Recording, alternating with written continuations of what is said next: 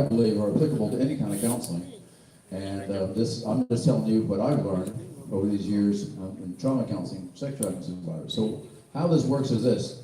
Think about anxiety. Like in a moment, anxiety is real time, depression is cumulative. So in a moment, you could have like, here's 1 second here. In 1 second, you're not anxious. And then another second, you realize you haven't paid the rent. And you get anxious. But then the third second, you remember, oh yeah, you know, your husband paid the rent. And it's like, oh, okay. No anxiety, anxiety, no anxiety. That's how anxiety works in real time. Nobody ever in 1 second is not depressed, and then they're horribly depressed, and then the third second they're not depressed. Depression doesn't work like that. So anxiety occurs in real time, and it builds up, and if women have a necklace, it doesn't matter if there's 100 links, 1,000 links, that it builds up over time, and until this, if you're missing a link here, you're not yet depressed. You have 99, you've had 99 anxiety moments. It's affected your brain, it's affected your body. Your cortisol's high, your adrenaline's high, things are really getting off. It's whacking with your immune system. Everything's wrong. But then you have that last event happen, and then you're anxious, and then cumulatively, and now you're depressed. It's really important to see that and working to everybody in any kind of counseling you're doing, how the connection is. Because sometimes if you don't understand it in this way or some way like this, then you're going to be confused and you think that, like, here's depression over here and here's anxiety over here. It's like the forest and the trees. The depression is the forest that is entirely composed of a bunch of individual trees. So sometimes when someone says, oh, I'm not depressed, I'm anxious. I'm not anxious, I'm depressed. Or I need medicine, I need antidepressants. I'm depressed, but I'm not anxious. But I have to tell people who think they're depressed and not anxious, they think anxious means that you're only anxious if your hands are shaking or something. If you have like the worst symptoms of generalized anxiety disorder. Now I'm saying is no one ever becomes depressed without first being anxious over a period of time. Anxious moments, anxious situations, anxious circumstances that are not resolving build up in our brain, in our body, in our central nervous system, in our immune system. They really zap us, boom, and then we become depressed. So cumulative anxieties happens in a moment, and depression happens overall. One other thing I'll show you quickly, but importantly, I believe is just the one thing I'll say about, away from that speaker, avoiding feedback. I like feedback from you. I don't like feedback from the speaker. Show you a quick diagram about the counseling model, Matthew 5, 1 through 16. And I can do all this in like 3 minutes. This is like my newest diagram. My daughter Kristen, she lives in New York City, and that she put this together for me. And it captures all 8 Beatitudes in a brief period of time. Let me get away from the speaker over here. I don't need to be near. Just follow the laser pointer. So I believe, here's the 8 Beatitudes. For example, blessed are the poor in spirit. There's the kingdom of heaven. So let me just quickly go through this. I call it a dynamic. This is in the handout in the back, several places. So this is a single diagram that illustrates what I do with the 8 Beatitudes in Matthew 5 as a trauma counseling approach. And so from God, that He gives us, He gives us Jesus, love, grace, forgiveness, mercy, peace, truth. I want to say something about that. You know, some of us are Muslim, some of us are Christian, some of us, could be might not believe in any religion. I'm here to tell you what I believe about Jesus. I believe that Jesus loves you. He loves everybody. And for all of you that aren't Christians, and if you've ever been hurt by anybody that is a Christian, I'm here, and I'm standing here in Jesus' name and saying, I'm sorry, please forgive us. Because Christians, everybody does some wrong to some people, but I'm saying some Christians have really hurt people over 2,000 years of church history, and out of Nigerian history and American history. So I'm a Christian, so I can say to you, if you're not a Christian, I'm very sad, I'm very sorry, that was wrong. Will you please forgive us in Jesus' name? That was important to me, and I think I might cry. So Jesus, God gives us Jesus, love, grace, truth, forgiveness, mercy, peace. Then we respond back to that with a poor in spirit attitude. And again, I'd love to tell you 20 pages about this, but I won't. Poor in spirit means tokos pneuma in Greek, humble, yielded, surrendered, poor in spirit, teachable, coachable. As we respond that way to God, then we're able to walk in the kingdom of heaven blessing. Then, inside of the kingdom of heaven, which is like a bubble, I like to call it a Jesus bubble, Jesus zone, inside that kingdom of heaven blessing, then it's a lot easier to mourn. That's why I like to point out here, almost most importantly, the first thing Jesus said was not, blessed are those that mourn, they shall be comforted. The first thing he said was you have to be poor in spirit and humble, yielded, submitted, surrendered here to God. Then you can start mourning out your traumas.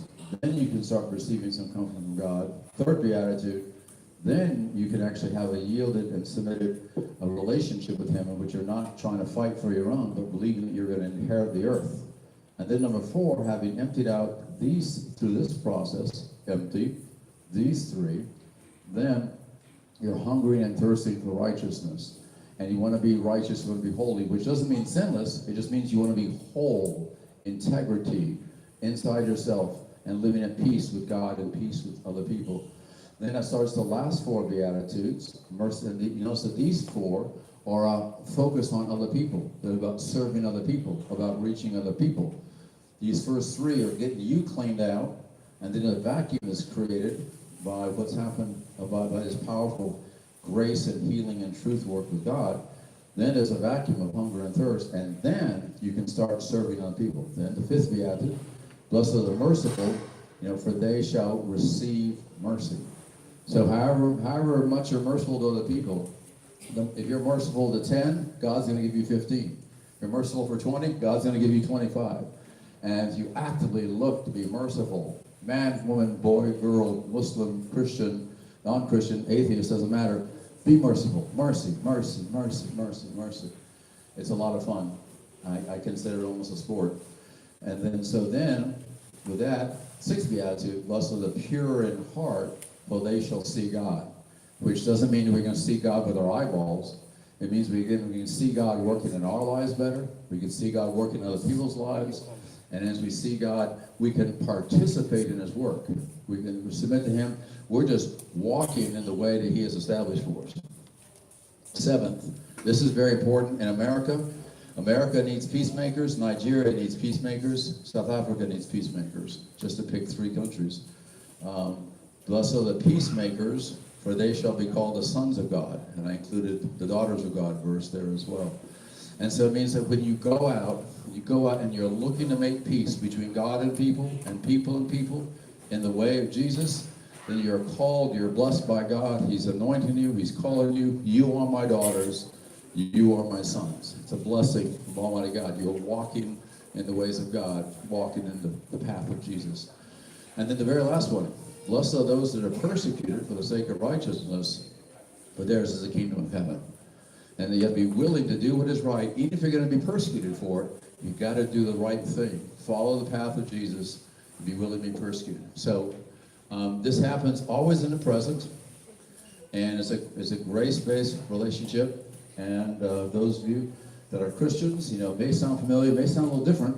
Maybe what you've heard, it's not about rules, religions, churches. It's not about authority, not about being a Pharisee, not about being perfect.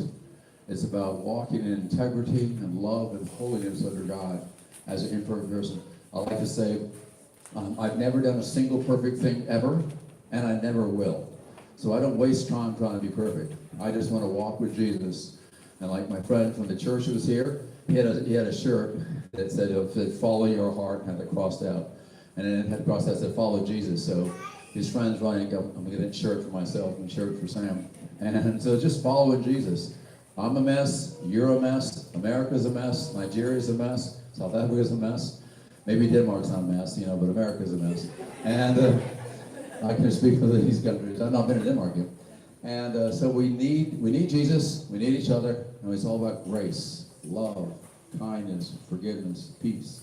So that's a quick diagram. It happens in the present, and we're working to resolve things in the past so that our future will not be identical or worse than our past, but our future will be better than our past. Our future and those around us. So I wanted to ask Sam to come up again and talk to us a little bit more about relationships and walking with people that are trafficking survivors, and the excitement of it, the challenges of it. Okay? Yeah, so I'm going to share a few examples, real life examples of things that I've been going through, things that I've learned walking with survivors. And there's one in particular. It's a girl from the States, friend of Kyle's and mine. And we're going to call her Kathy, just to protect and honor her identity. And just to share with you guys, for me, I 5 years ago, I knew nothing about human trafficking. Absolutely nothing. I didn't know anything about the healing process, the restoration process with survivors. So this was brand new to me. So I'm still learning. I still have a lot to learn. So I just want to encourage you, if any of this feels really overwhelming, don't be discouraged. It's okay. We can do this. We can do this together. Okay. So as I got to know this one survivor in particular, I started journeying with her, getting to know her, mentoring her, loving on her, trying to help her through her healing process. And I was not, at first, I was not in a place where my trauma was being dealt with. So I hadn't really started that healing journey. I was just beginning it. So there was a lot of junk, a lot of like icky stuff from my past that was still in me that would come out when she would react or do something that I couldn't understand or that would make me upset. And one of those things was lying. So I don't know if you guys learned this. I'm sure you have. In my graduate school program, I learned a simple fact that most people in counseling lie.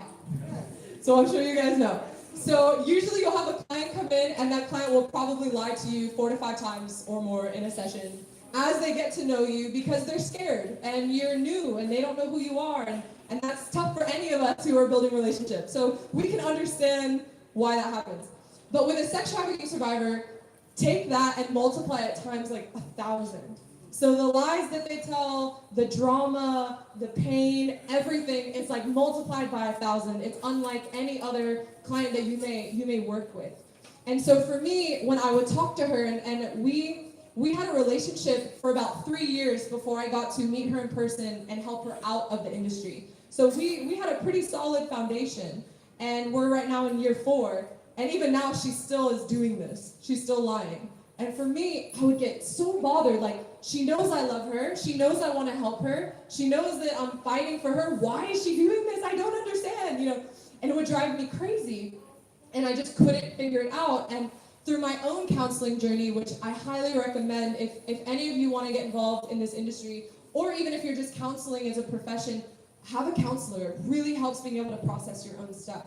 But as I started this journey with Kyle, I realized that I was actually being triggered by things in my past by Kathy's lying. And so that was something that I had to process and deal with and grow through. And it took a lot of humility, and it's still something I'm learning of understanding, wow, that actually has nothing to do with her. That has everything to do with my own heart and my own issues. And I want to share something so cool as I've journeyed. So yesterday, we were with one of the safe houses, and one of the girls so bravely shared her story of what had happened in her life. And Pumza, my friend Pumza, was with me, and we were listening to her, like, so courageously and honestly just share her story. And I think part of it was because she felt safe. She felt comfortable. She said she wanted to tell us. She felt, it was like we had this sisterhood. And she knew that no matter what she said, we weren't going to judge her. We weren't going to get angry, all of these things. And that took time. That took time for me to get to that place, and I think Pumza as well, just as we've grown. But what was amazing is this. As she was telling her story, there was a particular part where she talked about how she had to lie to survive. There was something that had happened in her life where she literally had to flat out tell a complete lie to just stay alive. And that was the first time that I had ever actually heard that.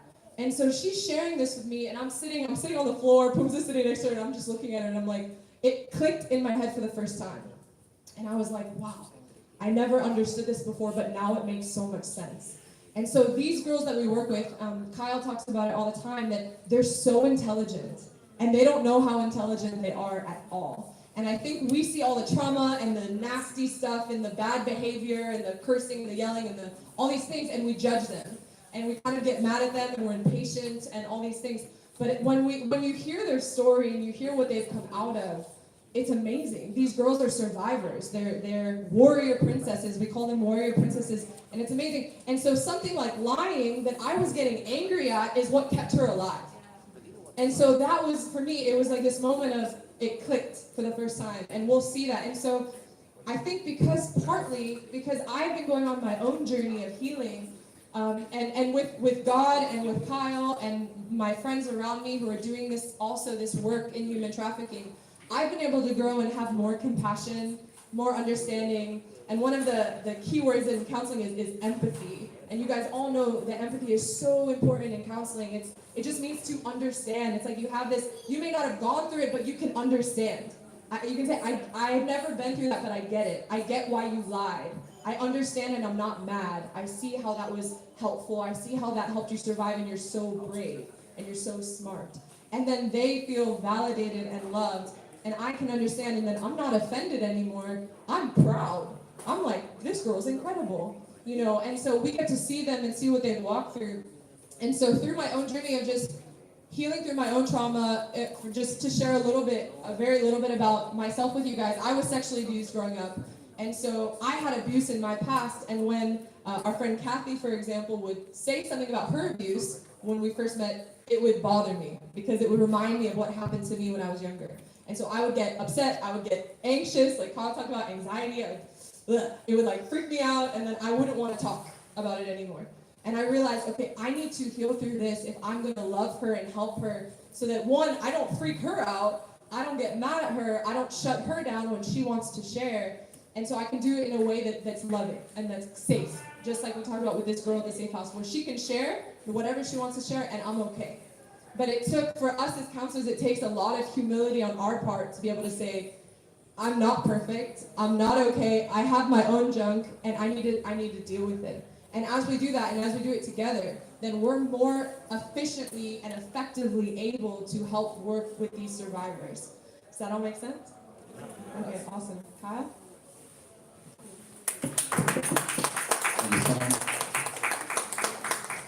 Before I ask Anne to come up and share one practical thing, and we'll take questions, I want to say something about in real time, take it one step further with my friend Sam here, is that how we all do this in these kind of relationships is important, is that I've only known her a year, and as she said, knowing her, counseling, discipling, mentoring her, but we believe in connecting all of our relationships. Really awesome, really holding what your beliefs are about men and women, and I love and respect that. But like in my kind of work, I want to have a counsel lots of girls and lots of women. I'm not afraid to do so, but I do it like with the utmost kindness, love, propriety, modesty. And so even me knowing her and the kind of work she wants to go into is the kind of work I'm doing. And so I've gotten to know her parents, and though I haven't met them, she's getting to know my wife and some of my friends. I'm getting to know some of her friends. See, this is what is called living in community. And so, in that way, we're modeling for survivors we know how to have appropriate relationships. And I will say about around the world, I think we need 9 Sams doing counseling. We need 1 Kyle. And we need a lot more women doing this than me. But it just so happens to be, I am doing it, but I'm looking to find, the women around the world that want to do this counseling. Not only the leaders, like Anne in her country, doing this kind of work, but in particular the women in their own country that want to do this kind of work with the women and girls in their country. I'm behind the scenes. I'm the support services. I'm just the support team to raise you women up so you can counsel the girls and the women of your own country. So please let us know how we do that. And speaking of which, Anne's going to come up, tell you a little bit more about the needs we have for counselors at Greater Love Lighthouse, and a little bit about what life is like there. Thank you very much. Oh, isn't that amazing listening to Dr. Kyle and to Sam? Thank you. Thank you. It's really incredible. I tell you what, I started working on my own issues in 1999. Okay? Do you know that as a Nigerian, we have this choleric temperament? We are known for just being angry. For no single reason, we are vexed.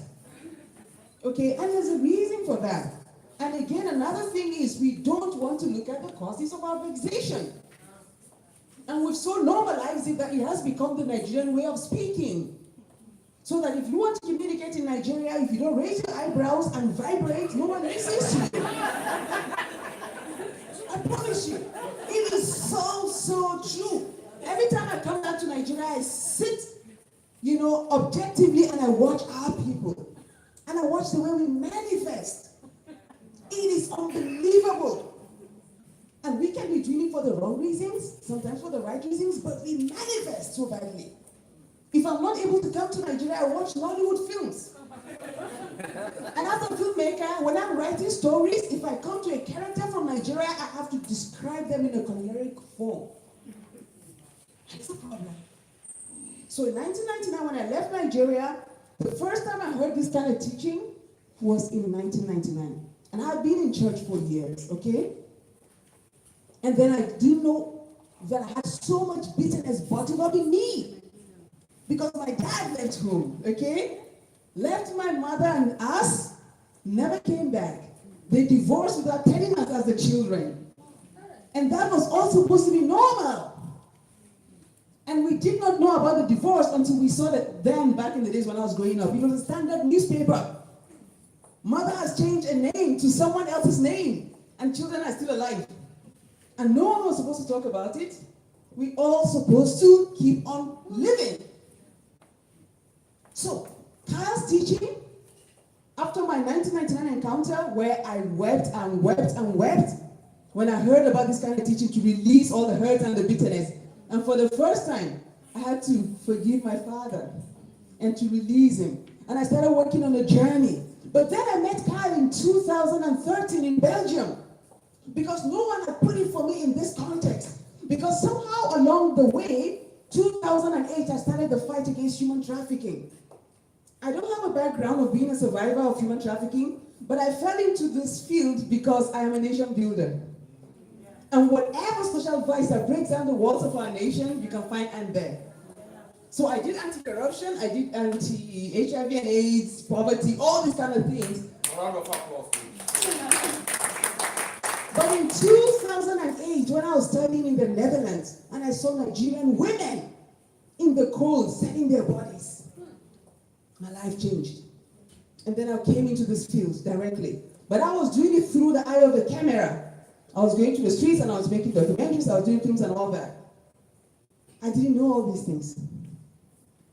I met Kyle in 2013 in Belgium. They were showing my films at the conference. They showed 2 of my films. They also asked me to speak at the session. But when Kyle came to do his own session, I think I did my session before Kyle, then he went to counsel people. I thought, wow. The phrase, blessed are those who mourn, for they shall be comforted. I said, at last, it's okay to mourn. It's okay to take record of your accumulated traumas because you're blessed. It's not a curse to go through the adverse childhood experiences because something good can come out of that. And whether we're a Christian or not, I'm Christian, guys, these guys are all Christians, and some of you are. It's not a matter of I don't like the Bible, I don't like Jesus, I'm not going to do it. These principles have been tried and tested to aid in the recovery of victims that turn into survivors of human trafficking. I'm working directly in this field. We have a rehabilitation center, so a safe home here in Nigeria. We have a reintegration center in South Africa. So that we go to the streets, first time, to meet the treasures, we call them treasures. We reach out to them without judgment. And you know what? I have never heard a judgmental language like I hear in Africa. Sure. Thank you. I didn't want to say it again. She says Nigeria in particular. The first language you understand is the language of judgment. In Lagos, we're doing a training for a church on how to reach out to the treasures on the streets. They first came and they chased all the girls standing in front of the church, waiting for men. They said, don't you know this is the house of God? Leave. About 20-some women. The church leaders were running after them and chasing them. When we came to our session, we said to them, those women you chased away, those are the women we're taking you to. Yeah. We are going after them because we are here to seek the treasures that are in the dark. The bishop of that church, we took him to the street. By the end of the evening, we had the treasures in the church with us. Judgment is the absence of love. You cannot work in this field if there is no love in your heart. Sam was talking about empathy. And in Carl's teaching again, he will talk about correcting our wrong thinking. It's not the wrong thinking about the other person. It's the wrong thinkings we have about ourselves and about God. Your worldview needs to be changed. And there's a scripture that says, you shall know the truth, and the truth shall set you free. It is a revelation of the truth of who you are in God that liberates you. You cannot save anybody from human trafficking or prostitution if they have not received the access into the truth of who they are, their identity. And the trainings with God will completely give you those tools. And in 2013, after leaving the session, I went to my room. Of course, he gives you handouts. He gave us handouts. And I thought, oh, this American guy is scary. If I do not study this handout, tomorrow he'll be asking questions. I went into my hotel room and I was studying. There was a chapter of blood and sorrow. Remember that chapter? At that time, I didn't even understand most of it. But he said, you must read it, and I read through everything. But then I had opportunity again to have access to him. My life is very crazy, okay? But when I'm in my down depth, I know where to go. Because he opened up to me and said, I will mentor you. And if you have your issues, you want to work through your issues, you better have somebody that has gone ahead of you to hold your hand. And don't pretend that you have it all together. And as a nation, I know, I'm Nigerian, we do not have it all together. When I was growing up, the only people that studied psychology were people that failed in school.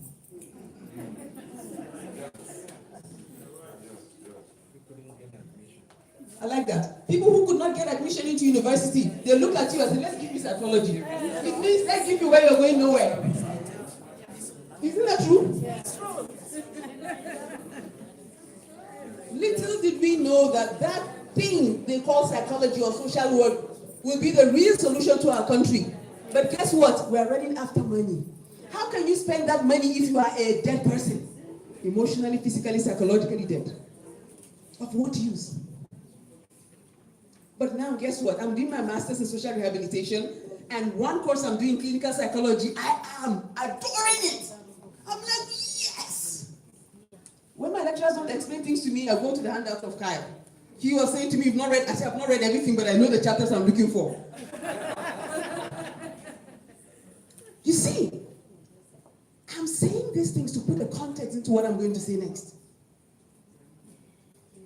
Absence of love, judgment, and the fact that it is not okay for us to mourn. And if you jump that step, where will the comfort be? So we know that we have adverse situations. Nigeria is very high risk. The traumas we go through, okay, and it's built so much resilience in us, but the resilience has become insanity. It's like you see somebody just full of traumas that is even bleeding. And then you take that same person and give him a certificate that he's a psychologist. And release him, and he says, "Where are the people I want to counsel you?" You. That's what's going on. I promise you. You know how I know these things? Even though I don't live here. I went to 11 countries in Europe in 2016. From one country to the other. And every country I went to the streets to look for Nigerian treasures. In Finland, when they heard my husband and I were coming, they said, "We're going to attack these Nigerians. Who do they think they are? To come and tell us to go back to Nigeria? We will attack them." And our partners in Finland said, "No, please don't go. And these Nigerians don't want to see you, even though you're Nigerians. We need to tell you they don't want to see you." I said, "Why is it? They are afraid you force them to go back to Nigeria." I said, "Don't worry. Take me to them."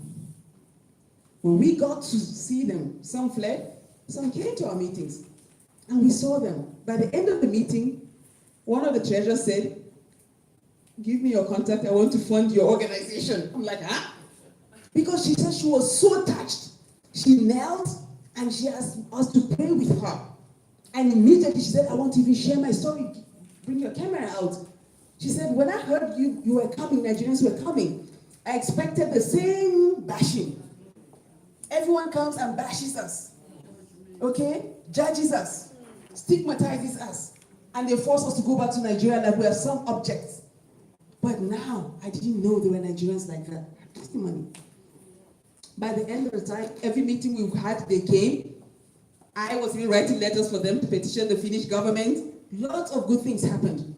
But it didn't just happen like that in Finland. In all the other countries, Nigerian women feel if you say, come back to Nigeria, you've killed them.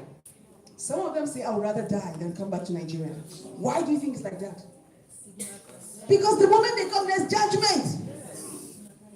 I met a policeman. They raided a brothel. They took about 40 girls and locked them up. I don't know, they released the men. How can somebody do prostitution alone? The men that were buying the sex were gone. The women were in prison the whole night, and the policemen were raping them on top of it. Okay? So think of the traumas of these little girls. One of them I was talking with her, she said, I'm only doing this to buy hair dryers because I want to open a business. I've got children, no husband. And she was arrested. And I said, the commissioner of police, you cannot lock up these women. He said, Anna, only release them today because of you. If I catch them again, don't talk. And one of the policemen says to me, oh, you came to see these daughters of hell.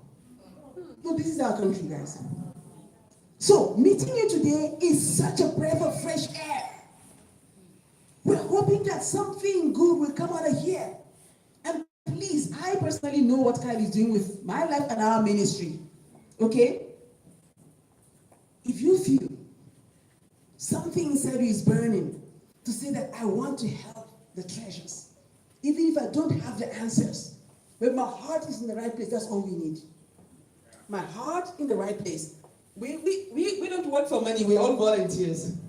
Okay? We go and look for money to help us survive so that we can do the work. And I know in Nigeria it's the other way around. People send you a CV because they ask me how much will you pay. We don't attract people like that. We want people with a heart. People that will know that you love them and you can go the mile with them, that Sam was sharing. Because they are our treasures. Being in a relationship with them already makes me feel rich. When I see them, when I spend time on the streets every Friday night, I feel rich. When I go to a safe house and I see the women, or even the men in their homes that we're working with, I feel rich. I don't remember my needs. Again, another principle. If you seek first the kingdom, other things will be added unto you. So, these things are based on principles. And I like that he uses, the Gospels and all that. They work. You want to say yes. I want to come and offer counseling. I tell you the truth, Karen and myself, we've designed training to build capacities of safe houses in Nigeria. Okay? Because we're thinking on a larger scale to help more treasures. Not only our safe house, there are other safe houses that we have in our forum. We need enough psychologists to say, let's volunteer. Once a week, twice a week, let's go there and provide the support for the amazing treasures. So some of you will come to us, some will go to other safe houses, but let's have your contact. I spoke a lot about kindness because I know I'm a partaker of his faithfulness, and he doesn't for once make me feel like he has no time for me. I promise you. He has never made me feel he has no time for me. And whatever I say, he listens to me. If I just ask one question, he will give me the solution. Sometimes I don't even think, I just copy and paste. Especially if I also have to help other people, you know what I mean? And I think later. But he will be so committed, he will journey with you. We won't just accept you and dump you in our safe house, no. We will need you to go through Kyle again. When he gets to a level to say he can present you like Sam, then we say, yes! Somebody will come with a heart full of love. Our safe house is called Greater Love Lighthouse. So the currency we have there is love. And not just love, greater love. And it's a lighthouse because it beacons hope to women. Okay? So is that okay? Did I scare you or inspire you? No. A round of applause for that, please. Thank you very much. Thank you very much.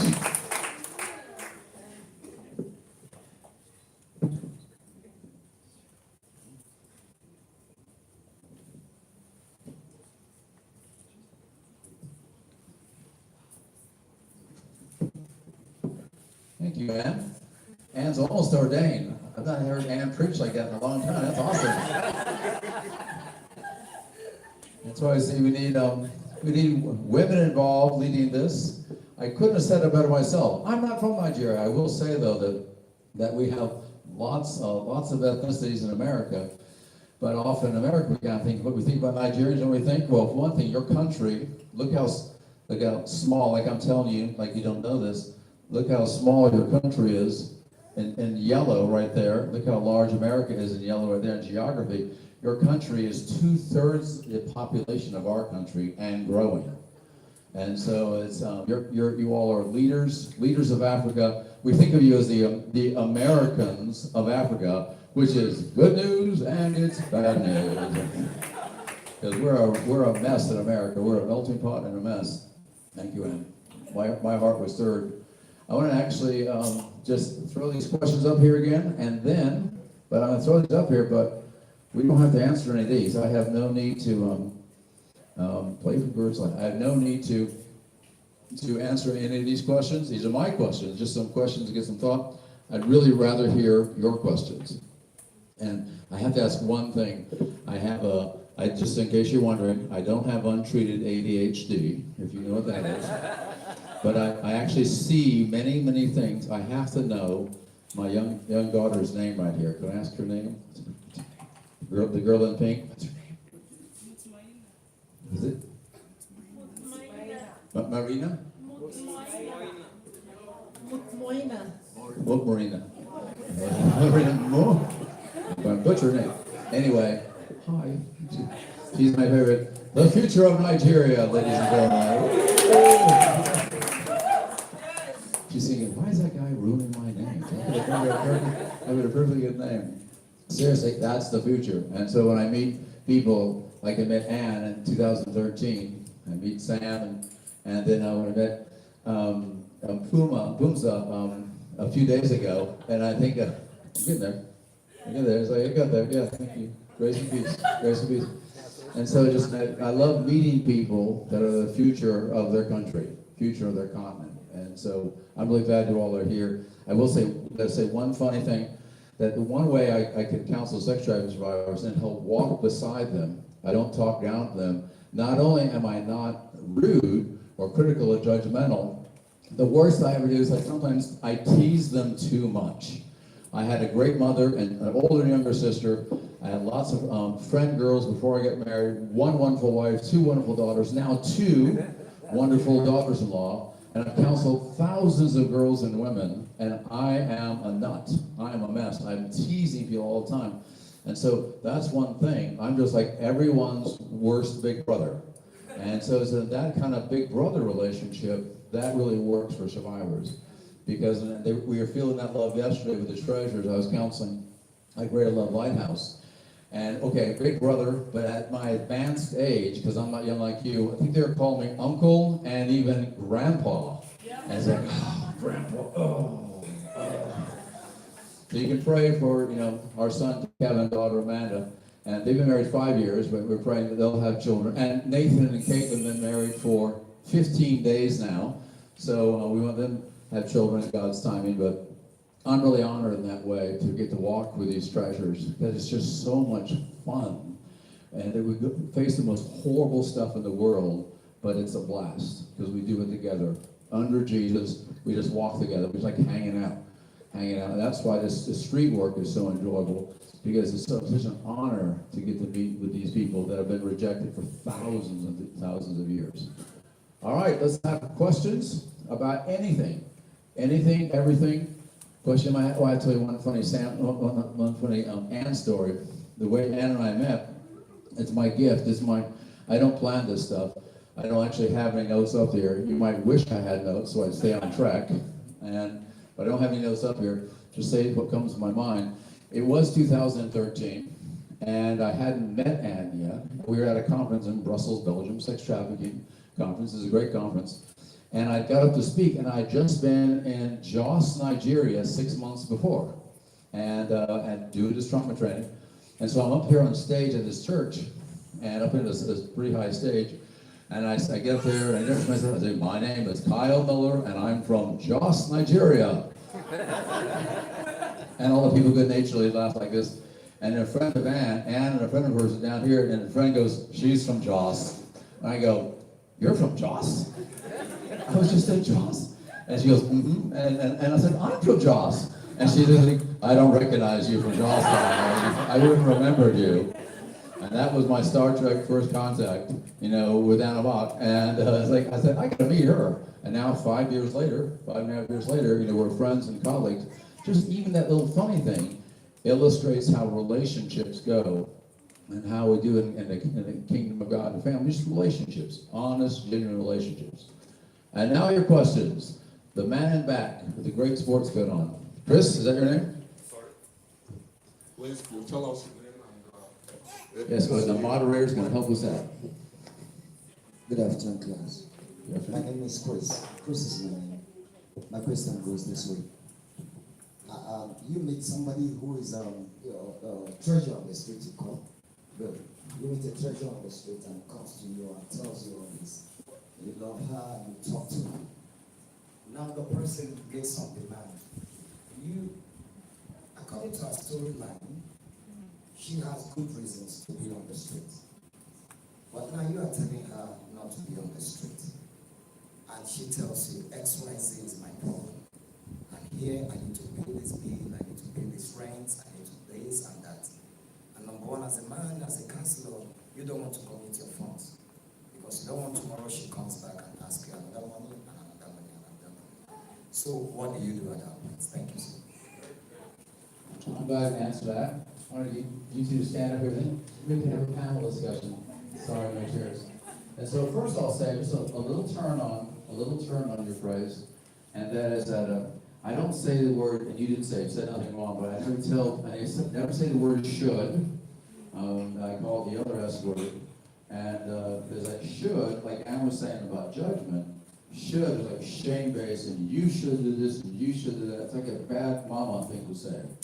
And so rather, I like to appeal, and so we're there in the streets, and we're talking, me and counseling, these ladies all the time on the streets, and that what we're appealing to them, our presence there indicates we like them, we love them, we're going to know them. And then we're not arguing with them, because like you said, we're not arguing their reasons, but we're there being available, and so that when, over the course of time, when they're ready, then we're there, and there's women to talk to them, there's cards, there's addresses of where the ministry, email, phone number, lots of contacts. And so the phrase better is that, you know, when you're ready to lead this life, and you're ready for another life, we love you, we want to help you. And until you are, we'll just come keep visiting you. And even like driving you crazy. And because it's in that kind of attitude as sisters and brothers, it's like a family attitude. We're not tackling them, we're not judging them, we're not shaming them, we're not arguing with them about why they shouldn't be in prostitution. Nope. We're just doing that, and we believe that over the course of time, love conquers all. Love wins, good humor wins, and just being committed in a way as if you were their father, their mother, their brother, but you have maturity, and rather than distancing yourself from them, you actually want to get closer to them, because like the Romans 2:4 says, it's the kindness of God that leads us to repentance. So the kindness of God directly, and the kindness of God through us helps other people come to repentance. Thank you, Chris, for your question. Just to give a practical example, when I go out on the streets with the team on Friday nights, we don't bring money with us. Like, we leave our wallets, we leave all our money, all our valuables, we leave it. And that way, if we are approached by people, we just tell them, you know, we don't carry money. And it's true. But something, and I mentioned this a little bit to Chris during the break, is that money isn't actually the problem. And the girls on the street, they think it's the problem. And it makes sense because, yes, paying rent is a very real problem. Most of the women have babies, they have children, and the husband left them, or they were with someone and he abandoned them. And so now this woman is having to provide for her children all on her own. She can't find a job, she needs food, she needs to buy nappies and diapers and all these things, and she doesn't know how to get the money. So it's a very real problem. But what we found is that even if you give this woman all the money in the world, And this has happened so many times. You could buy her a flat, you could pay for all her meals, you could buy her a car, everything that she needs, and within a few months, she'll probably go back on the streets. And so what we try and focus on with Strasberg, with the ministry on Friday nights, is what Kyle said, which is relationship. And so we try and talk to the girls and say, hey, your problem, your money issues, it's very real. And we know you need to provide for rent, and we know you have children, and we know you need to eat and sleep and all those things. And we want to help you. We want to walk with you and figure out together how we can get those needs met. But we want to do it in relationship. And so we explain to them that the relationship, that idea of being accepted, like Anne talked about, being accepted, not judged, loved unconditionally, cared for, valued, that's what's going to change a treasurer's heart. And that's what, if we think of our own lives, when you feel loved and you know you're accepted, it changes things. And so for these girls, we acknowledge the issue of finances and money, and we do help them. There's practical things that we do to help assist them with paying for rent and those things. But the focus isn't on the money, we actually put it on the relationship and the importance of that, because like Kyle said, that's like a long-term thing. It's a lifelong thing, and that's what's going to keep them off the streets and out of the sex industry. Good? Thanks, Chris. Same thing. When we go to the streets, you do not go with the Messiah syndrome. Don't go out there to say, I'm here, I'm normal, I'm here to save you. If you do that, they'll tell you to give me the money. And don't make the issue of you going on treasure outreach as if you are coming to change their lives. What we do simply is we just go to make friends. We go there to make friends, and once we're there, we're authentic. Okay, I share with them how I'm feeling, they share with me. It takes time to build relationship. As a rule, we don't give money. All right? There are things you'll see that will break your heart. You feel like just emptying your pocket immediately. Like Sam said, it doesn't work. Because the real problem is not that money. So when you persevere in the relationship, and this I learned from the traffickers themselves, when they want to get a girl, they can spend up to 2 years in trying to woo her. Build the relationship, the lover boy syndrome, they make the girl believe they love her and they can do everything for her. How much more us? We're too quick, we want them to leave now. So when you build that relationship, they know it's not about money, it's about friendship and their dignity. And that you are not coming with all the answers, but you just want to explore life together with them. They will forget about asking you about the money, and together, if they make up their mind, they want to do the journey together with you. Thank you very much. All right? Go ahead.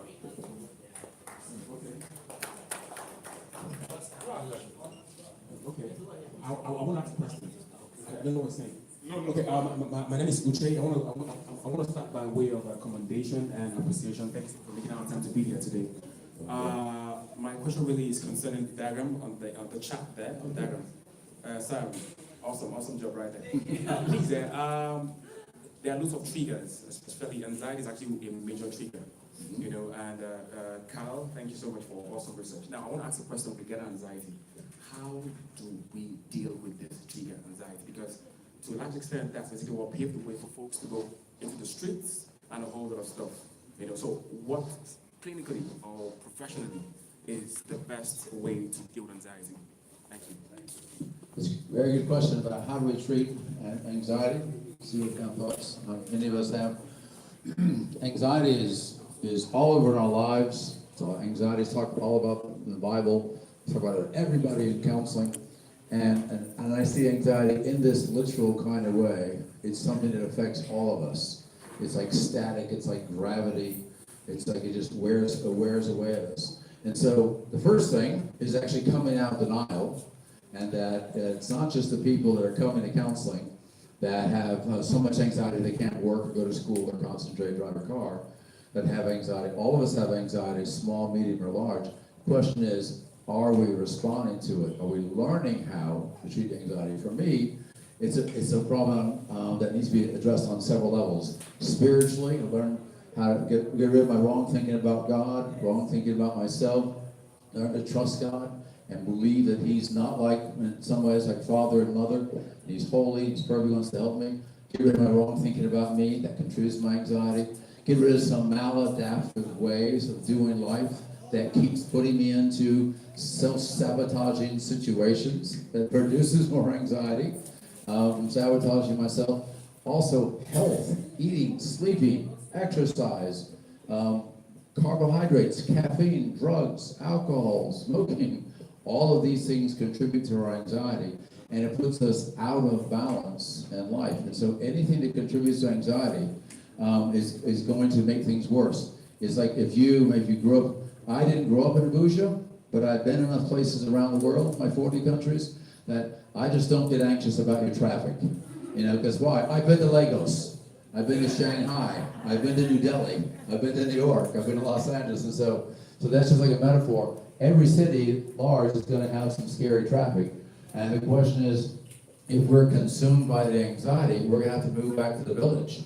Because the village, there's not, there might be some cows bumping into each other, but if we're going to live in Abuja, going to live in Lagos, there's going to be traffic. So it's a metaphor.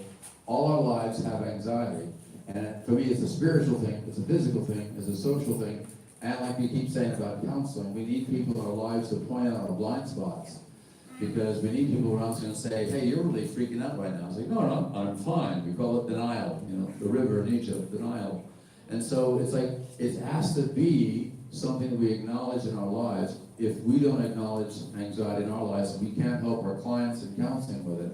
And it has to be something that's normative, because we all have anxiety. Yeah, really good question, and Kyle, you can correct me if anything I say is wrong. But something that just came to my head, I think with anxiety as well, Kyle mentioned that it's short term, so it happens like in the moment, and the problem comes when it starts to build. So it's when it becomes cumulative and it builds and builds and builds, that's when it grows and it becomes heavier and heavier and harder to deal with, and it turns eventually into a panic attack or something crazy because it builds. So just like anxiety is short-term and real-time, I think a helpful thing to do would be to deal with it in real time. So as soon as it happens, say he used the example of, I forgot to pay the rent. Like in that moment, whatever the anxiety is, that you acknowledge it and deal with it in real time. So, from a Christian perspective, for me, if I all of a sudden feel a wave of anxiety come, instead of trying to deny that it's there and just be like, whatever, it's fine, or, ignore it or bury it or hide it, rather just say, okay, Jesus, I'm feeling anxious right now. This thing is scaring me, or it's making me nervous, and I'm freaking out. Like, help me, comfort me, help me process through what's going on. You do it right as it happens, and then it's done. And so that anxiety doesn't build on top of another thing that happened before, on top of another thing that happened before. And so it keeps it small, and it's easier to manage. And the more you do that, because it's practice, it's this all process, the more you do that, the easier it gets every time you face something that makes you anxious. Does that make sense? Okay. And as you do that, then you actually can have some truly reprogrammed neural pathways. Instead of being in a situation where every time you think about the rent, it causes anxiety, but rather just say, okay, I got that on auto draft. I got that taken care of. I pay my rent in advance. You learn ways to reduce your anxiety, so you're not constantly being triggered. Can I ask something quickly on that? Thank you. I'm interested here because last year? When did I tell you I had psychological stress? Last year. Okay. So I think last year was the most difficult time for me in my work, right? Because usually end of the year, my rhythm is I'm very exhausted and I have the whole month of December to just have my retreat. Okay, so I don't work and I just have my solitude and I retreat. And believe it or not, I'm an introvert.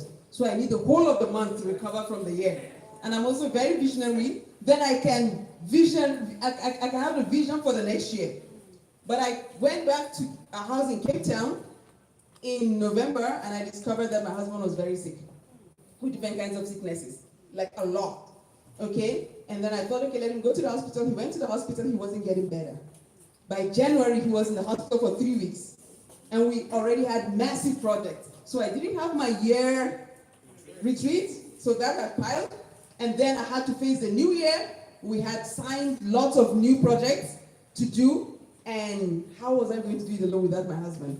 And how would my life look like with my husband having chronic kidney disease, high blood pressure, all these kind of things, blood sugar, everything was just wrong. And gradually, it's like we said, it comes in gradually. You've heard of ants, automatic negative thoughts? Ants. Okay? So I had lots of ants, my ant piled. So automatically my thinking, my cognition was changing, was becoming negative based on the report I got from the doctors, based on how I was seeing my husband, and I started to panic. What will I do? What would happen to Mikat? And before I knew it, he was in the hospital, I was sick. And when he came out of the hospital, he had to take me to the hospital. For 3 weeks, I was sick. Okay, I had problem with sleep, I had like physical pains, it was so bad. The signs I had on the whiteboard, I had those signs. But the doctor looked at me, tested me and said, you are not depressed. You have psychological stress. And she gave me medication. But that immediately I had to make up my mind, will I rely on the medication? Or should I really work on myself? Okay, so I had to work on myself. I put aside the medication. Of course, I took it for a week. I was supposed to take it for 3 months. I took for a week and I said I have to change my wrong thinking. And how will I do it? My faith level had gone down. Kyle was talking about trust. I began to panic. What if, what if, what if? I felt alone. I forgot God was looking after me and he had my future in his hands. Okay? And when you're going through storm, don't go by your sight. Because the Bible says the just shall walk by faith and not by sight. Because in the storm, if you want to see, you can't see. Everything is blurry. So it's faith that helps you. Faith in who? In God. So, and I couldn't sleep, but then I started to listen to preaching. Teachings about rest, about peace, about don't worry, about the love God has for me. And it started to fortify me. Faith comes by hearing and hearing the word. So my faith was building again, was building. Before I knew it, I wasn't taking the drugs. And up till now, if I sense anything that makes me panic, I immediately check my ants. My ants must be down because I need to have the right thinking about who I am in God. Okay, so it helps a lot. So can I add a little more to this? Automatic, yes. A follow-up to this. I think basically what the issue on controlling anxiety, it is much more on your coping capacity. You know, anxiety comes once your coping capacity has actually gone down. And then whatever you have imagined or seen or you're experiencing has gone on top. So once you get to that mood, definitely there's nothing you can do. Your systems will actually adjust to the negative. And that is what anxiety actually is. And you know, I think Proverbs 12:25 says anxiety in the heart of a man causes depression. And then Philippians 4:6 now puts it the other way, that be anxious for nothing, but in all things, not some things, in all things, by prayer and supplication and with thanksgiving, make your requests known to God, and then the Lord God of peace will fill your heart and mind with his own kind of peace. Now, adding to what Anne, had mentioned, taking a good look at yourself, and then being able to also prioritize, knowing what you ought to do now and what you can safely defer. And I think procrastination also causes anxiety, because once you procrastinate, what you have procrastinated on will still come up. So the best thing is to face life. I remember in Liberty University, I did a project, and the project was on a wrong topic. And this is last submission, the long paper. And I did it on the wrong topic. I finished, I submitted. The time for submission was over before I realized what happened.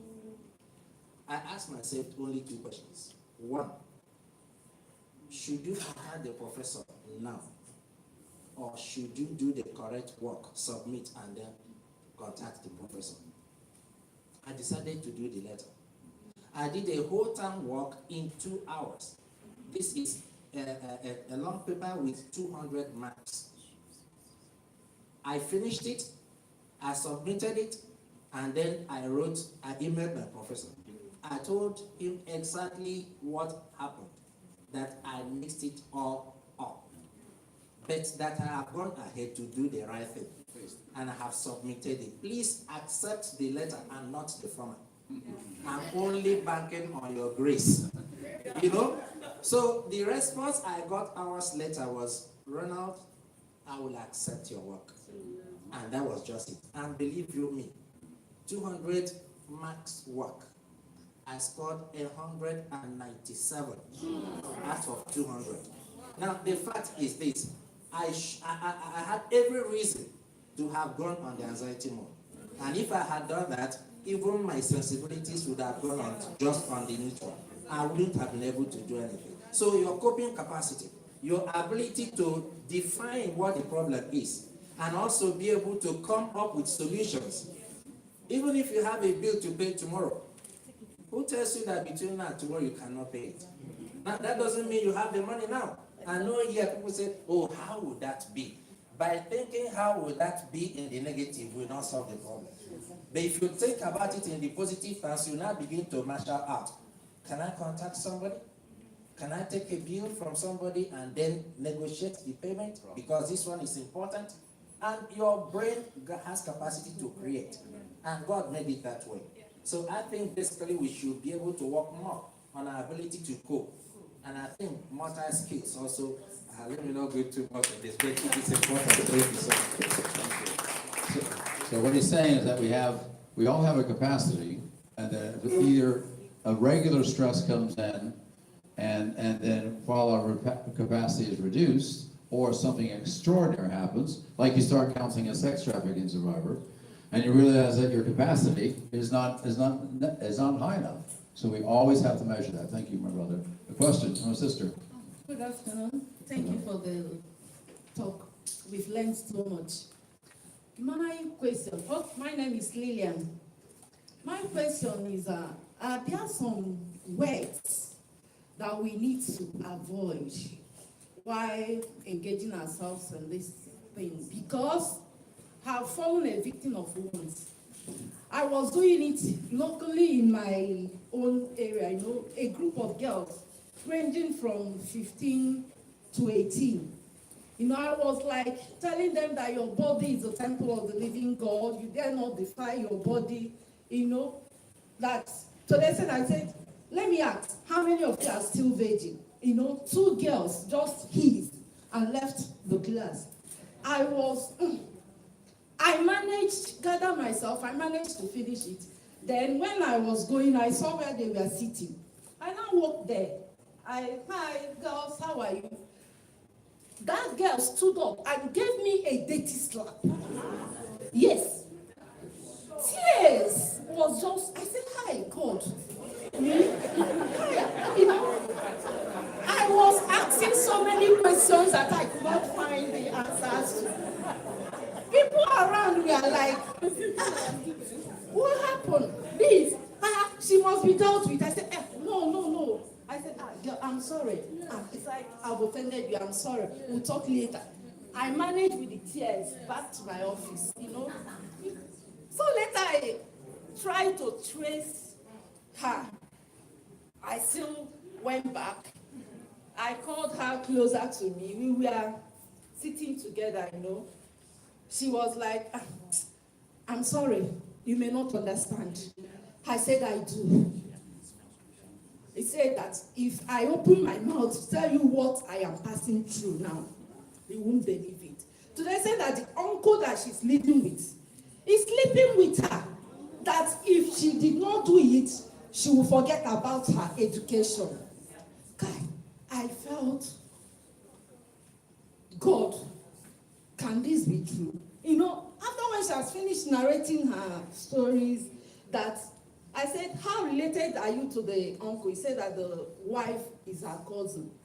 I said, have you told your sister? She said no, that even if she will not believe her, that she normally does it every Friday night because the wife is this born again stuff that normally goes for night vigil, Then the man will not take advantage of that and be messing this girl up. Not one, not two. This girl has been passing through. That was when I now realized what made her to slap me.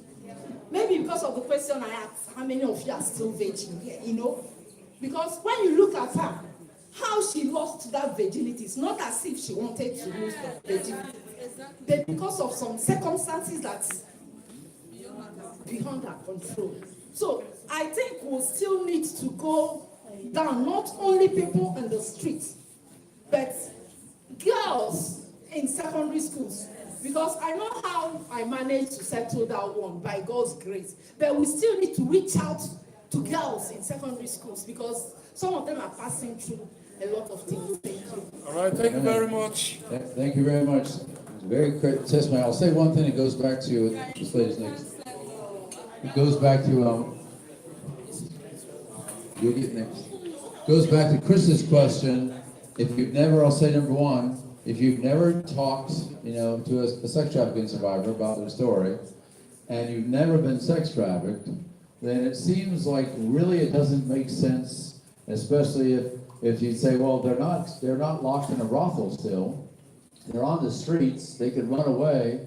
All I can tell you is that after counseling, currently counseling 20 plus 5 treasures, here in Abuja, about 55 total. Every single story makes absolutely perfect sense to me. Yeah, I have no question about it. I have heartbreak about it, but just like the sisters testified, when you as we say in America, walk a mile in my moccasins, once you actually understand what a person has gone through, it makes so very, very, very much sense. We have a question in the back, and then my sister in the purple has the next question. But I want to thank Sabbath for inviting me. Thank you, Kai, Sam, and Anne. And I want to thank Sabbath for inviting me also. I'm beginning to enjoy the class. When she talked about trauma, I was like, okay, trauma management, let me just come here, what is going to be talked about. Now, I may know how to generate funds to cater for my own need, personal needs. Now, Anne talks about the fact that she generates money to take care of herself and generate money to come take care of people on the street. You also talked about the fact that you generate money to give them snacks and water on the street. Now, you need to teach us that skill because every skill can be transferred. Yeah. Number 2, working with people, because one thing I know, even in marriage, it takes finance to run romance. And working with people on the street also, you can't shy away from the fact that spending like 2 years with somebody, a lady, how not to get too involved and not to abuse them again. Thank you. The lady in purple right here, question. She's had a No, I want to emphasize on what you have said and a way out of it. Yes.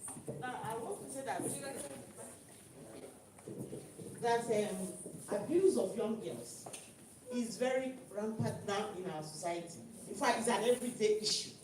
In the papers, everywhere, I did a little research on this, we discovered that this thing happens even in the homes. Now, and people don't report, that's one. They won't report because of stigmatization. Like, they will, even mothers will not report. Now, what I want to ask, how will your organization, because it's a bigger problem than what you're handling now, right? So, children 10, 8, 12, 5, please, I don't know, I want to beg that you start putting into consideration how this program can go to the people, mothers in particular, so that they will watch out for their children and let them be. We are not expressive. We as culture, we don't have culture of expressing ourselves. Our parents don't allow us to express ourselves. Thereby, children keep information to themselves. So please, we need to find a way. Even in the school, we have counselors. But when you finish in the school counseling the child, it goes back to the same home. The information from the school is different from information from home. So you discover they are worried, they don't know what to do. So I think we need to put a program together, either going to school or using the system or using the government, whichever way. But we really do that first. Thank you. Yeah, thank you so much. Just on that, I think that was beautifully said, and that's very true. And in South Africa, what we've seen is, as I mentioned in the beginning when I first came up, that prevention is always better than cure. Yes. Prevention is always, it doesn't matter what anyone says, it's always better than cure. So if what we do at STOP, and Anne is probably the best person to talk to about this in Nigeria. We have a program called Traffic Proof, and we do it in secondary schools, primary schools. I've spoken to kids that were 3 years old all the way up through university about human trafficking through this program that we teach. And so we go into daycares, schools, creches, high schools, all these things, and we do exactly that. And we teach them how to stay safe. What does human trafficking look like? How can they identify a scam? Because especially in Nigeria and in South Africa, a lot of the victims are trafficked through job scams. So they're not stupid girls. They're not girls that are street kids who don't know what they're doing. They're brilliant. These are girls that say, I want to provide for my family. I want to have a great, amazing opportunity for work. And so this gentleman or woman comes up to her, offers her this amazing opportunity, and of course she's going to want to take it because her heart is for that. And so we teach them what it looks like to identify a scam from a real job opportunity. So I can even talk with Anne and see what that looks like in South Africa regarding programs in the country, because we are doing that at STOP in South Africa.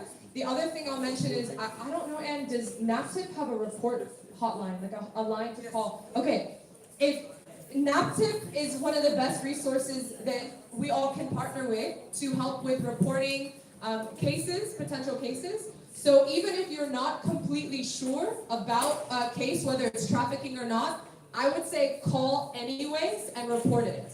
So even if you're not sure, go ahead and contact NAPTIP, and we have information we can give you, and I think that would also be very good. Anne, I'll let you add. Thank you so much, Sam. That was a brilliant question. What we do in Nigeria, like I said, we work in different states. Right now, we're currently focused on the population in Edo State because the human trafficking capital of Africa, isn't it? And we're doing traffic proof. We're doing awareness. Honestly, 80% of the illegal African prostitutes in Europe come from Nigeria, from Benin City, from Edo State. So that's why we are focused this season in Edo State. But what we do is we go to schools. We don't just work with schools. We work with parents, with churches, with community leaders, with the traditional leaders and youth leaders, market women, every strata of society. We work together with them. We use our awareness film. We create the film particularly for this kind of awareness. And it shows you the real situation from the home.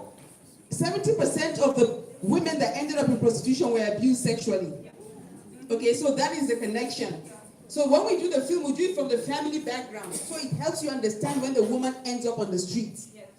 Okay, you see the reason, then it builds empathy in you. Then we teach you how to traffic proof yourself, your family, and your community, and what to do. Then we give you the helpline number, but I want to use this opportunity to say we are coming to do an awareness in Abuja.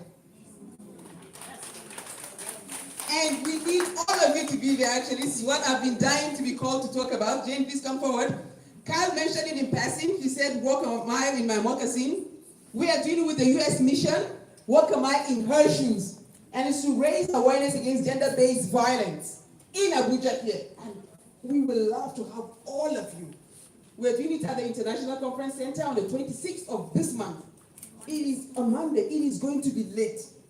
I tell you, if you know anybody, just gather them and say, come. The idea is for men and women to walk a mile in the shoes of women. Okay, but Jane is going to tell us more, but please write your name, confirm with Jane if you will be there, and how many people are coming with you. In total, we want 300 people to raise a voice.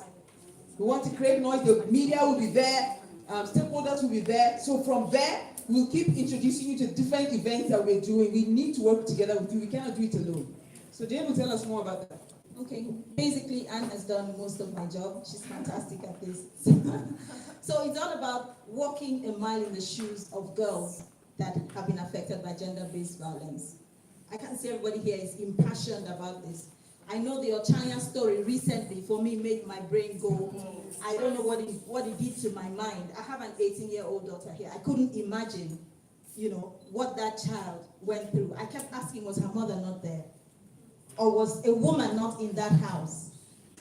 But obviously, like Madame said just now, there's the shame. There's the cultural aspect that they are talking about. You cannot express yourself. That girl may have told some people and nobody believed her. So we want us to come out on Monday and express ourselves as women, as men who would want to walk in the shoes of girls like that. That's what we want on Monday. We will have t-shirts and face caps, for each and every one of all of us to wear on Monday. And the topic for that day is community engagement in gender-based violence. And what we want to not just see it, we want to report it. We talked about it here just now. So we don't want to just see it, we want to report it. After that day, we want everybody to catch this fire, to catch the passion, to walk in the shoes of girls like that. The U.S. Mission is impassioned about this, very passionate about it. There are many other stakeholders like the World Bank. A few people just heard because it's new. MICAT is taking it new into Nigeria along with the U.S. Mission. And so there's so much passion about this and we want all of you to be there, please. One more thing, lots of questions, but we're going to do a couple of things.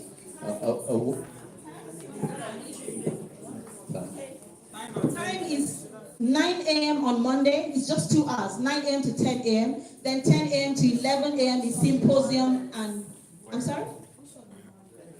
The next Monday, 26, the very next Monday, 26, is at the ICC, International Conference Center. 9 a.m. to 11:30 a.m., very short. We'll walk from the ICC through the fire service, through the defense headquarters, Metro Plaza, and back to the ICC, very short. We won't sweat this morning. And then, and then the next 1 hour, we'll have a symposium. We'll have, standing here, he'll be showing us art, reflecting gender-based violence on that day as well. Thank you. I was going to finish up one thing here, and then Sam's going to answer a question about. And then we're gonna ask counseling director. I know we have lots of questions. My quick word to my madame here in the purple is that amen and amen. As a 34-year counselor, I'm talking about here's the worst of it on sex trafficking. I've spent all my years in America. We talk about sexual abuse. So the sexual abuse is rampant around the world, America, Nigeria. And it starts with people talking about it, calling it out. And so whenever I talk about sex trafficking here, I talk about how it all begins down here with sexual abuse in the family, outside the family, and with nobody talking about it. Men and boys abusing boys and girls, and nobody talking about it. And so you are right, it has to be a groundswell from the bottom on up. And quick answer, and Sam has an answer to the brother's question I didn't hear. Yes. And then we're going to talk about what we're doing here at SDF. Yeah, so to answer your two questions, I'll answer your first one about the funding. So honestly, it starts with things like this. So networking, partnerships, getting the word out, awareness. The more that you bring people into what you're doing, the stronger that your organization will be, and the more power you'll have behind you for funding, for donations, for people to give. Because if we, just in this room alone, every single one of us has a gift or something that they can offer, or material possessions, or finances, or a skill, whatever it is. And so when we work together, we that all adds up.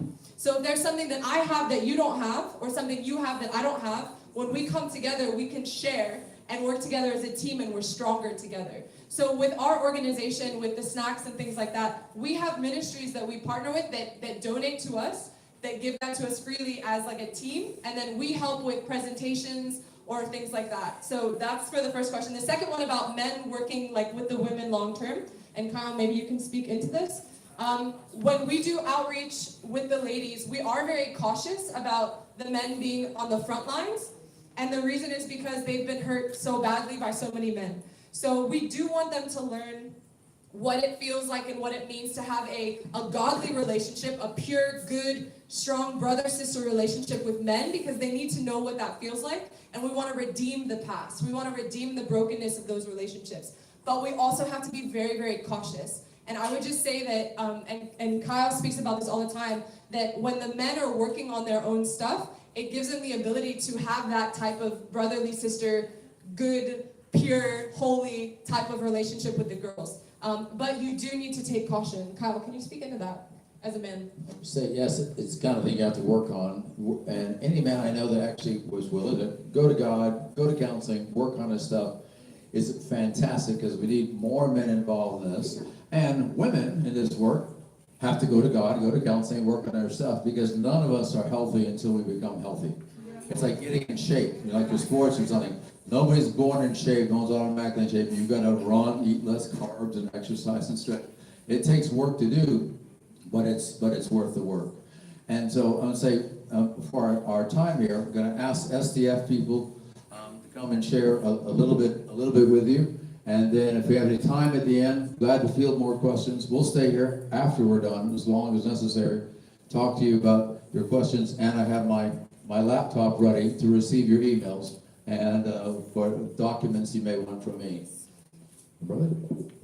Thank you very much. A round of applause for Dr. Kyle. Yes. I think we are good. All right. What we have been hearing is a kind of, well, I say they have presented us with an AC. Yes, it's really an AC. But to understand this AC properly, we need to get some footnotes.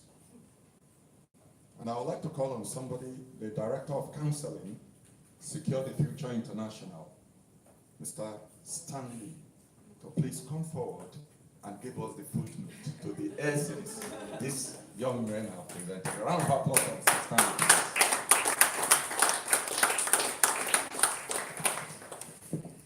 Thank you very much, everyone who has come here today. I'm a bit emotional standing here to talk to us because culturally, traditionally, these are things we don't talk about in our society. But I will quote one of my mentors of blessed memory, Miles Warren, and he said, except there is a mental transformation, the action we take to change will only take us to a new place where we do our own things. And in our society, we have a lot of people changing location, but doing the same thing. Abuse in the village, come to the city, experience further abuse. That's the society we live in, that's the reality. But let me speak statistically. Recently, just 2 weeks ago, the Ministry of Health in our nation said 30% of our society are suffering from mental illness. And our current population, that amounts to about 60 million of our population. And if you go into that mental illness, you're talking about psychological disorders, a lot of emotional disorders that people are going through in our society. And again, national statistics says 40% of our females before the age of 18 have gone through one form of sexual abuse or the other. 40% of our population will amount to not less than 90 million by our current population. What it means is that 4 out of every 10 girls has gone through one form of abuse or the other before the age of 20. I just want to believe we are not Nigerians here. If that is to be true, we have over 60 people in this place. What percentage could that be? I just want to believe nobody here is abused. But I want to see more of Sam in our midst, coming to share with us what she has gone through, to bring healing to those who are going through or to lead to prevention. But the boys are not left out. National statistics as well has it that 20% of boys also go through this abuse before the age of 20. And currently, Nigeria is the headquarters of poverty in the world. So it's not accident that most of what we do in Nigeria is to make money because we don't want to be part of the poverty population. But we have a team at SDF who, after lamentation, because the average Nigerian is an analyst, we talk about everything. But we said beyond lamentation, there has to be a solution. Somebody had to do something to make the society a better place. In SDF, we think society, others, and self. But the average Nigerian think of self, others, and society. And that is what we're trying to do. Now look at what we have here. We want to get used to looking at the future. In Nigeria, we are consumed by the now because of where we are coming from. It is difficult to find someone in Nigeria whose 4 years generation is not poor. Very difficult. So poverty is not too far from us. Very, very close to us. So we want to get used to looking at the future of a beautiful Nigeria, a beautiful country, beautiful people. We want to secure the future by being ourselves. Earlier, Dr. Kai said, be real, be yourself. And he mentioned crying during counseling. Culturally, our adults don't cry before children. You cry, they say, look at this weak person. But at Secure the Future, we want to be able to identify with what people are going through. And that's what we're doing. Don't be a trend junk. Don't be a sheep. You go to every direction people are going through. Listen to your gut. Be conscious of subliminal messages. Now, that is long story. Now, I want to look at build your future. The world tallest building is standing on a solid foundation. Build your future. Every one of you here, one of us here has a future, and there are so many futures attached to our future. For every person that failed in life, generations are failing. And we have said that we're not going to fail. We're not going to be a part of the failure of our society. We want to rewrite the story of our society, and that's why we're here. And then, this is the core of everything we are doing here. Break the silence. We have kept quiet for too long. Now, earlier I feel like crying, when you were mentioning about abuses and all that. As a counselor, sometimes you say, can you talk to you say, which parent? Talk to your parents? Can you talk to people, and which people? The people that will be laughing at me? There is a lot of silence in our society. As anxiety, depression, self-esteem, stress, violence, emotional pain, adolescent and social media effects, marriage and family relationships, substance abuse, rape, mental illness, unemployment, homelessness, child trafficking, kidnapping, and all of them. We want to break the silence. So what we saw the team from the US and from South Africa do is what is happening in Nigeria. In other words, there is a place you can call to for help. And we're so happy that over 80% of the people that are here are counselors. And these are things that we hear and say, we have even decided to live with it. It's a part of our culture. The next person at the next door is already abused. So when you hear the story, it's not strange to you. You are not moved because you say, no, we live with it. Say, your own is better. My own child was abused 3 times. Your own is just only one. You are crying. It has become a part of our culture, but we want to rebrand our culture. After the lamentation, there has to be revelation. And that is what we have here. Secure the future, we want to break the silence. Someone said, a problem known is a problem half solved. But that is just one aspect of it. The other half solving has to do with practical steps. And that is what we need to do. Now, primarily, HDF started just a few months back. And this is actually a pre-unveiling. And by December 6th, specifically, we're going to have the unveiling of the program activities of HDF. And we have, if you're doing that, you can do better. Currently, we have our strategic partners from US, from UK, from South Africa, and a whole lot of countries, and the number is increasing by the week. What it means is we are in touch with ministries, and right now we are actually honored to have someone from National Orientation. Please, let's acknowledge her.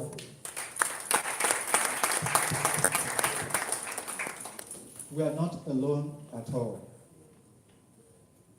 And also, I just got a signal that someone from NDLA is here. Wow. We're supposed to have somebody from NAPTIP, but couldn't make it. Okay, Ministry of Women Affairs, prisons, and a whole lot of them, Ministry of Health, Ministry of Education.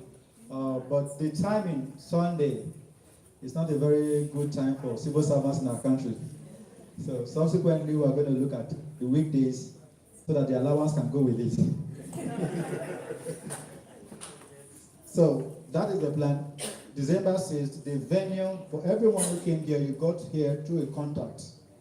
So the venue, the details, everything will also get across to you. If you didn't get here directly through the contact, you got here through somebody. So the person elsewhere has contacted the direct contact, and that's what we're going to be doing. And before you leave here, out there we have some of our materials that helps you to identify with us. And we are actually not selling it because some people want to drop dollars, nairas, or whatever amount. Just get there, pick something and drop something. We're not selling. If you drop 10 naira, your conscience will judge you.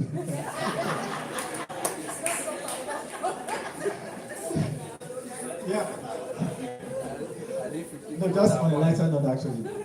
Earlier, so when they were presenting, I saw a lot of what she was mentioning, analysis of transference. A lot of resistance, a lot of indoctrination in our society.